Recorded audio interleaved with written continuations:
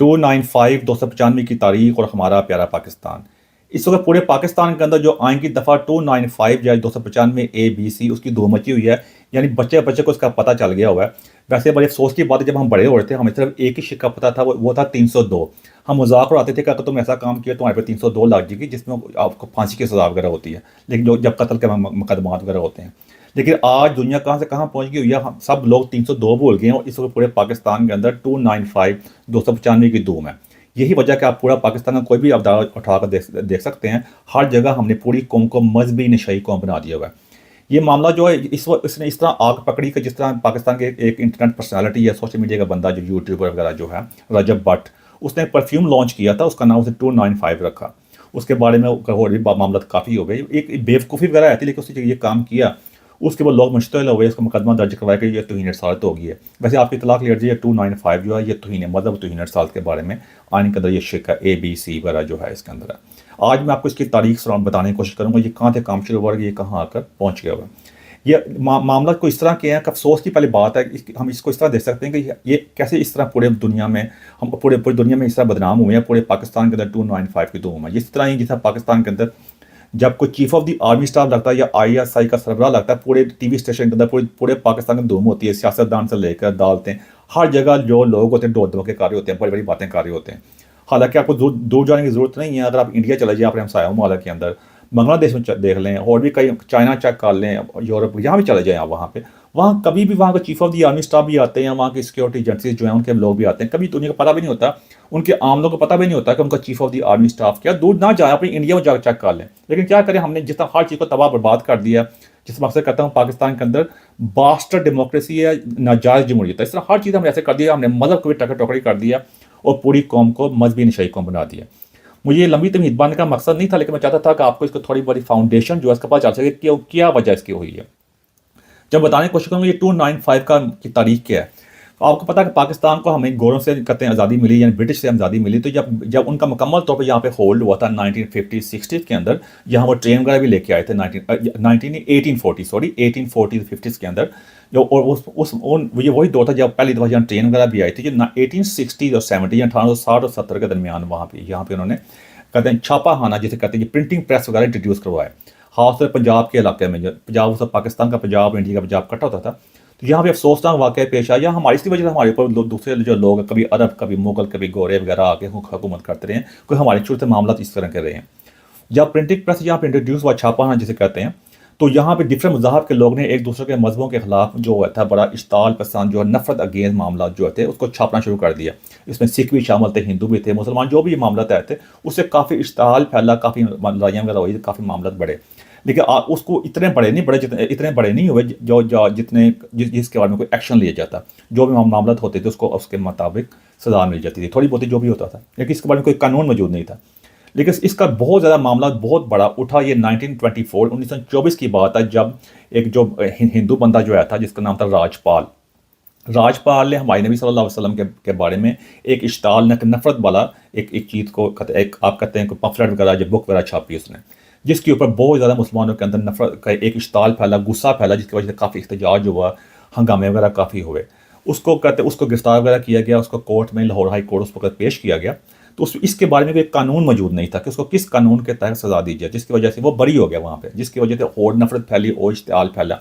इस चीज़ को सामने रखते हुए आपको पता कि ये राजपाल वही बंदा है जिसको इलम दीन ने बाद में कत्ल वगैरह भी कर दिया था। ये वो आप उसकी जगह तरीक चेक कर सकते हैं। बाद में हमने उसको गाजी का खिताब वगैरह भी दिया। ये वही इलम दीन है जो अपने बाद में रहम की अपीलें करता रहा और बाद में इस चीज़ से मुकर गया था, जो इसको जो चाकू वगैरह जिससे मारा वगैरह था। आप जाकर उसकी तरीक सारी चेक कर सकते हैं। मेरे पे नाजिक इनका भाईजान जाके अपने बिलव्ड जो इंजीनियर मोहम्मद मिर्ज़ा वगैरह है, जो ओवरऑल जो आर्काइव जो है, जो तारीख पढ़ी, उसको जाकर चेक कर लिया। इसमें दरखास्त है, तारीख को पढ़ने की कोशिश किया करें, आपको काफ़ी कुछ लर्न करने का मौका मिलेगा।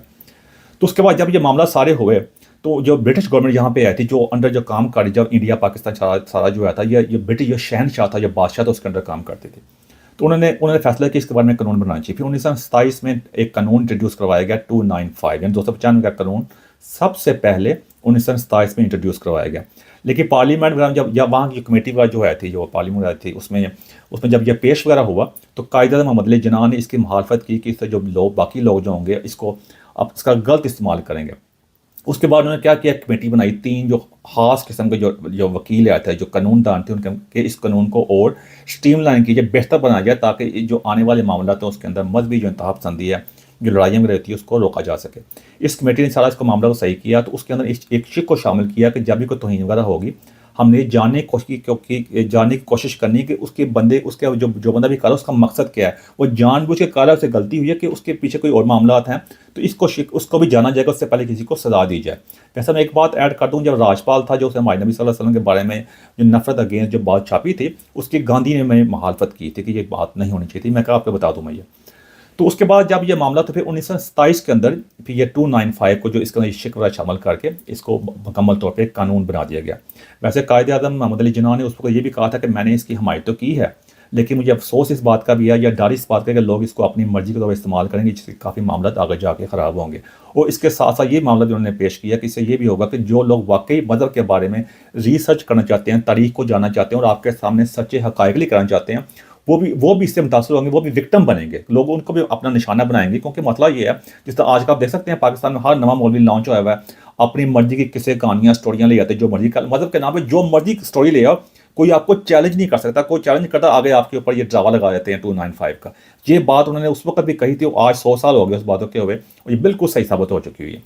तो इस तरह मामला आगे बढ़े। उसके बाद आपको पता है 1947 के अंदर पाकिस्तान और इंडिया अलहदा हो गए, आज़ादी वगैरह मिल गई, जो मामला हुए। तो हमें ये जो कानून जो था, इंडिया को और पाकिस्तान को ये कानून जो था वो विरासत मिला। आपकी इत्तला के लिए अर्ज़ है, ये कानून इस वक्त भी इंडिया के अंदर राइज है इसके अंदर।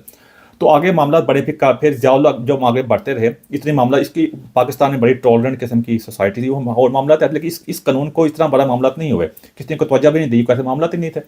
लेकिन कायद-ए-आज़म जब ज़ियाउल हक ने मार्शल लगाए 1977 के अंदर, उसके बाद उसने कहा मैं इलेक्शन वगैरह करवा दूंगा, जिस तक से जो जनरल वगैरह करते हैं, फिर उसने मज़हब का इस्तेमाल करके उसने काफ़ी 11 साल तकरीबन हुकूमत की। उसने फिर अपनी और गिरफ्त मजबूत करने के लिए इसके अंदर और शिकें भी शामिल कर दी। और जो अदालत में किसा जो मुकदमा चलने का जो मामला जो है उसको मुख्तसर कर दिया, और इसके अंदर सजाए मौत को ऐड कर दिया। अब ये मतलब मज़हब का इस्तेमाल, मैंने पहले कहा था, ताकत का और बिजनेसमैन का कोई मज़हब नहीं होता। ताकतवर का मज़हब जो होता है वो ताकत में रहना होता है, और बिजनेसमैन का जो मज़हब जो होता है वो प्रॉफिट होता है, वो उसके लिए कुछ भी कर सकता है, उनके लिए कोई परवाह की बात नहीं होती। और यही काम आजकल तुर्की में हो रहा है। उर्दुगान को चेक कर सकते हैं, उसके उर्दुबान को, उसके बारे में मैं कमल वीडियो मेरी मौजूद है। जिस तरह ये कत्ल का मामला, जब उसने कत्ल का शामिल किया, उसके बाद ये मामला आगे बढ़ते गए, और आप आज चेक कर सकते हैं कि आज ये मामला कहाँ से कहाँ पहुँच गए हुए हैं। अब ये जो बातें इसके अंदर जो शामिल की गई हैं, वो जो इस वक्त जो मशहूरी जो मिली, वो रजब भट्ट जो बंदा है, जो उसने इसके बारे में, जिसकी वजह से एक मरतबा फिर ये आप कहते हैं ब्रेकिंग न्यूज़ है, और इस वक्त नुमाया स्टोरी बनी है पाकिस्तान के अंदर। उसने कहा कि उसने जो परफ्यूम लॉन्च किया है, तो उसने इस बारे में कहा कि ये जो है सिद्धू मूसेवाला जो है, उसे सिद्धू मूसेवाले के बारे में उसने कहा है कि उसका गाना है 295, अगर आप उसका गाना वगैरह चेक करें तो उसका गाना बनाया, तो गाना भी उसका इसी बारे में था कि मज़हब के बारे में बात करो तो आपके ऊपर 295 लग जाती है। तो ये बात दादू मैं ऐड कर दूँ कि इंडिया के अंदर ये वाली चीज़ जो है 295 का जो कानून जो है इंडिया के अंदर मौजूद है, और इसके तहत वहाँ पे लोगों को सजा भी हुई है। उसमें हिंदू भी शामिल हैं और मुसलमान भी शामिल है। तो वहाँ पे चीज़ों को मैं ये नहीं कहता इंडिया बड़ा परफेक्ट है, ये सारे मामला पाकिस्तान के अंदर, ये बात ये नहीं है। बात होती है कि ओवरऑल हम चेक करना, तो ओवरऑल चेक करते हैं इंडिया की हालत वहाँ से काफ़ी बेहतर है। वहाँ हिंदुओं को भी इसके अंदर सजा हुई है और मुसलमानों को भी गिरफ्तार किया गया। तो ये बड़ी पिछले दिनों बीजेपी का बंदा भी इसी कानून के तहत, जिस वक्त भारतीय जनता पार्टी है, बंदा गिरफ्तार हुआ था इस चक्कर के अंदर।